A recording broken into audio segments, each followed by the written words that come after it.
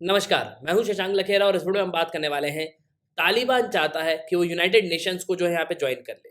क्या तालिबान अभी United Nations का मेंबर नहीं है? देखो, तालिबान तो एक पॉलिटिकल ऑर्गेनाइजेशन है, मिलिटेंट ऑर्गेनाइजेशन है। कई देश इसको एज अ टेररिस्ट ग्रुप भी यहाँ पे रेफर करते हैं। लेकिन अफगानिस्तान तो मेंबर है यूनाइटेड नेशंस का। पहले अफगानिस्तान में जब अशरफ गनी की सरकार थी, तो अफगानिस्तान का रिप्रेजेंटेटिव जो है हमको यूनाइटेड नेशंस में देखने को मिला।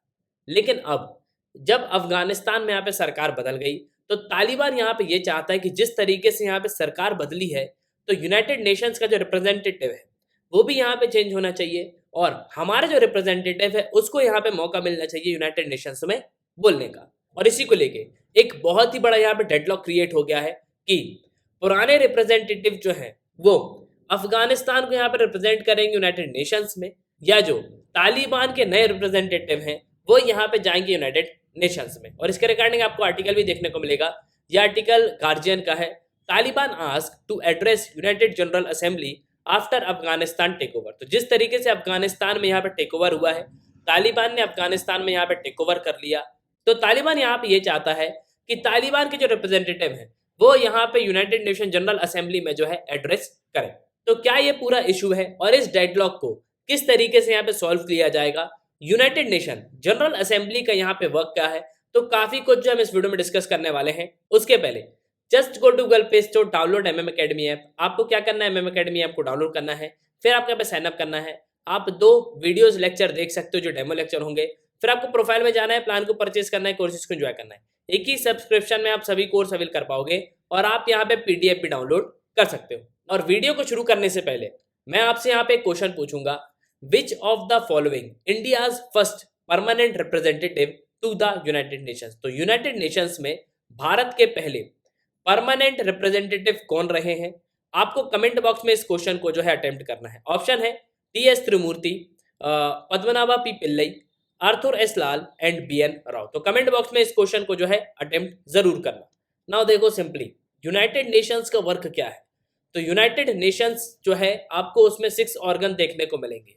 उनमें से एक ऑर्गन है यूनाइटेड नेशन जनरल असेंबली, जिसमें सभी देश अपने रिप्रेजेंटेटिव को यहाँ पे भेजते हैं। उनके परमानेंट रिप्रेजेंटेटिव आपको देखने को मिलेंगे।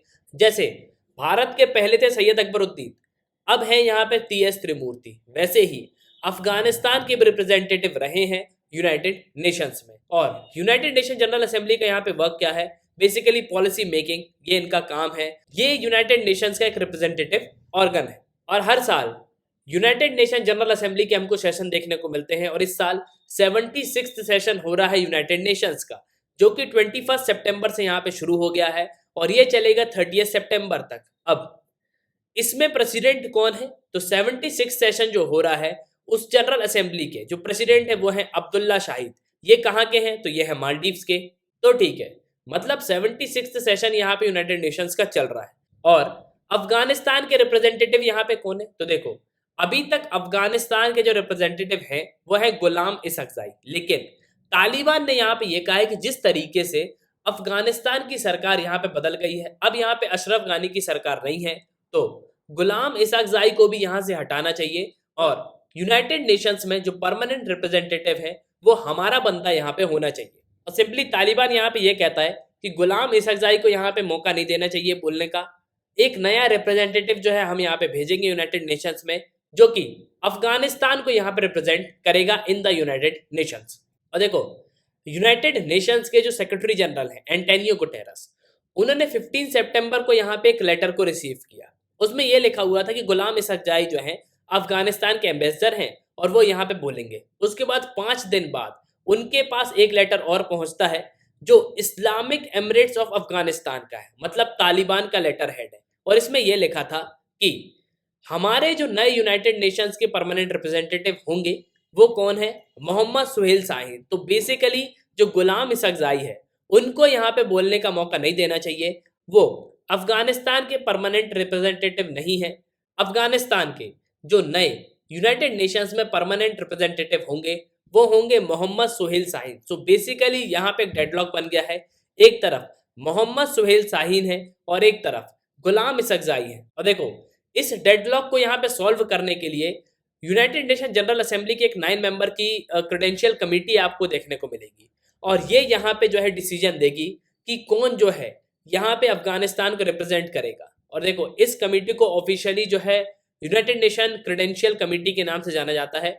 बेसिकली इसका वर्क ये है कि जिस तरीके के भी डेडलॉक यहाँ पे क्रिएट होते हैं उसको जो है यहाँ पे सॉल्व करना, और कौन सी बॉडी यहाँ पे रिप्रेजेंट करेगी, मतलब कौन यहाँ पे उस देश को रिप्रेजेंट करेगा, वो डिसाइड करना जो है इस कमेटी का यहाँ पे काम है।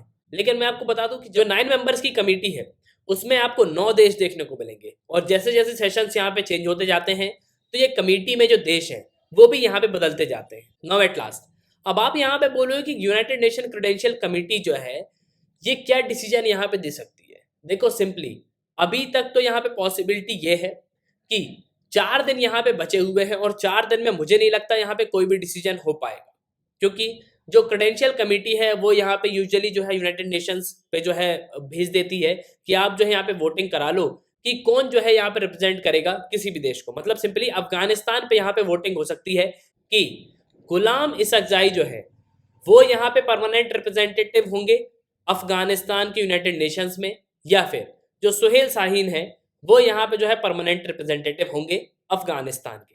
और देखो एट लास्ट बहुत सारे जो एक्सपर्ट्स हैं उनका यहाँ पे ये मानना है कि इस चीज को लेके हम तालिबान पे यहाँ पे दबाव बना सकते हैं, तालिबान को प्रेशराइज कर सकते हैं कि वो प्रॉपर तरीके से राइट्स जो है यहाँ पे वुमेन्स को दें, प्रॉपर तरीके से डेमोक्रेसी जो है उसको यहाँ पे इम्प्लीमेंट करें। तो बेसिकली एक्सपर्ट का मानना है कि ये एक बहुत ही अच्छा मौका है। तो एट लास्ट मैं आपसे यहाँ पे पूछना चाहूंगा कि आपको क्या लगता है कि इस चीज को लेके तालिबान को यहाँ पे प्रेशराइज कर सकता है यूनाइटेड नेशंस या नहीं? आप अपने ओपिनियन कमेंट बॉक्स में कमेंट कर सकते हो। इसी के साथ ये था इस वीडियो का सुनने के लिए बहुत बहुत धन्यवाद। जय हिंद, जय भारत।